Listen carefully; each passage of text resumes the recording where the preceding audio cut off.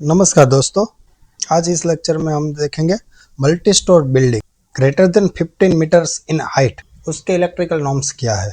Multi storey building means क्या? एक से ज़्यादा floor, ground plus one, apartment हो, होटल्स, ऑफिस हो, ये सब में इलेक्ट्रिकल नॉर्म्स क्या है। इसके लिए मेन 3 पार्ट है। इलेक्ट्रिकल इंस्पेक्टर का इंस्पेक्शन ज़रूरी है। सेकंड, ऑनर और ऑक्यूपायर के लिए क्या नॉर्म्स है। और थर्ड, सेफ्टी मेजर क्या क्या रखना पड़ेगा। पहले देखते हैं, इलेक्ट्रिकल इंस्पेक्टर का इंस्पेक्शन जरूरी है। वो डिपेंड्स करता है कनेक्टेड लोड कितना है या वोल्टेज ऑफ सप्लाई कौन सी आप डिमांड कर रहे हो। एग्जाम्पल, जनरल अपार्टमेंट में हम 3 फेस का कनेक्शन की डिमांड करते हैं, उसके वोल्टेज ऑफ सप्लाई होता है 440 वोल्ट। ऐसे ही वोल्टेज ऑफ सप्लाई डिसाइड करना पड़ेगा। मींस इलेक्ट्रिकल इंस्पेक्टर का इंस्पेक्शन तभी जरूरी है जब connected load end voltage of supply notified से ज्यादा हो। वो कौन नोटिफाई करता है? अप्रोप्रिएट गवर्नमेंट, यानी कि स्टेट गवर्नमेंट और सेंट्रल गवर्नमेंट। ठीक है, ये तो पता चल गया कि इलेक्ट्रिकल इंस्पेक्टर का इंस्पेक्शन कब जरूरी है। तो क्या नोटिफाइड वोल्टेज से नीचे है तो मुझे इंस्पेक्शन करवाना जरूरी नहीं है? उनके लिए सेकंड रूल है, ऑनर और occupier of a multi storey building के लिए उसे क्या करना है, जब भी नया कनेक्शन के लिए डिमांड करे या ऑलरेडी सप्लाई दिया हुआ था, वो डिस्कनेक्ट हो चुका था, अभी वो फिर से उसे कनेक्शन चाहिए और उसका पीरियड 6 मंथ से ज्यादा हो चुका है। ये दोनों केस में है, नया कनेक्शन हो या जो भी इंस्टॉलेशन आपकी बिल्डिंग में लगा हुआ है उसका पीरियड 6 मंथ से ज्यादा हो गया और डिस्कनेक्टेड रहा है, तो दोनों केस में ऑक्यूपायर और ओनर को इलेक्ट्रिकल इंस्पेक्टर को इंस्पेक्शन करवाने के लिए एक नोटिस भेजना होगा। वो भी मिनिमम पीरियड 30 दिन से पहले, जब भी आपको स्टार्ट करना है उसके 30 दिन के पहले, मिनिमम 30 दिन से पहले आपको नोटिस भेजना है। अब वो पीरियड में इलेक्ट्रिकल इंस्पेक्टर या उससे ऑफिस से वो इंस्पेक्शन के लिए आ सकते हैं। अब आते हैं थर्ड पॉइंट, सेफ्टी का मेजर सप्लायर और ओनर दोनों के लिए। नंबर 1, आइसोलेटिंग डिवाइस लगाना है। कहाँ पे लगाएंगे?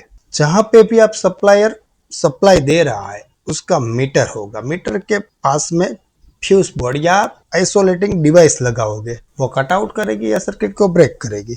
और वो डिवाइस जो भी है उसकी हाइट 1.7 मीटर से ज्यादा नहीं होनी चाहिए, क्योंकि इमरजेंसी में पावर सप्लाई बिल्डिंग का कट करना हो तो इजीली कट कर सकते हैं। सेकंड आता है ओनर और ऑक्यूपायर के लिए है। जो भी इंस्टॉलेशन किया है इन वर्क जो भी है आपके अपार्टमेंट में, आप वर्क कर रहे हो तो कैरी आउट कर रहे हो या ऑलरेडी करा हुआ तो उसको मेंटेन करना है। ऐसे मेंटेन करना है कि कोई भी डेंजर ना हो, mainly shocks and fire hazards ना हो, ऐसे मेंटेन करना है। ठीक है, नेक्स्ट आते हैं fire barrier at each floor crossing पे लगाना है। फायर बैरियर क्यों जरूरी है और क्या है? फायर बैरियर वो चीज है जो हर फ्लोर के बीच में क्रॉसिंग पे लगाई जाती है, जिससे आग एक फ्लोर से दूसरे फ्लोर में ना जा सके। ओके, और कहाँ पे लगानी होती है वो? फायर बैरियर को समझने से पहले हम ये बात कर लेते हैं, जो भी हमें पावर केबल लेइंग करनी है, पावर केबल जो भी आप ले जाने के लिए डक्ट यूज कर रहे हो उसके अंदर कोई भी दूसरी सर्विसेज की पाइप्स और केबल्स नहीं होनी चाहिए, वो सेपरेट होना चाहिए। ठीक है, एंड जो भी ऑल डक्ट्स प्रोवाइड किए हुए हैं और पावर केबल के लिए, वो सभी में fire barrier at each floor crossing पे लगाना है। कहाँ पे लगाना है वो पता चल गया आपको। जो भी डक्ट प्रोवाइड किए गए हैं पावर केबल को ले जाने के लिए, वो सभी एक साथ में आ जाएगी। अदर सर्विसेज का हो या इलेक्ट्रिसिटी का पावर केबल हो, दोनों के साथ में एक फायर बैरियर लगाना है ताकि फायर एक फ्लोर से दूसरे फ्लोर तक ना जा सके। ओके, समझ में आ गया फायर बैरियर क्यों लगाते हैं। नेक्स्ट आते हैं FRLS केबल, लो हेलोजन पावर केबल। अब ये क्या है? Fire retardant low smoke cable. इसके लिए नॉर्म्स में बताया है कि 15 मीटर से ज्यादा बिल्डिंग में FRLS केबल मैंडेटरी है। और अगर एयरपोर्ट, हॉस्पिटल या होटल, उसमें तो हाइट मैटर भी नहीं करती, वो उसमें तो फर्जियात आपको FRLS केबल या लो हेलोजन पावर केबल ही यूज करना है। उसका क्यों, कारण क्या है? क्योंकि नाम से ही पता चल रहा है, fire रिटर्डेंट low smoke cable.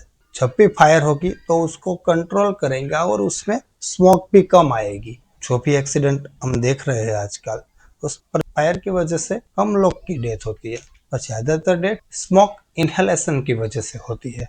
Next है, बस बार ट्रंकिंग सिस्टम से ही केबल लगानी है। बस बार ट्रंकिंग सिस्टम का ही उपयोग करना है। ठीक है।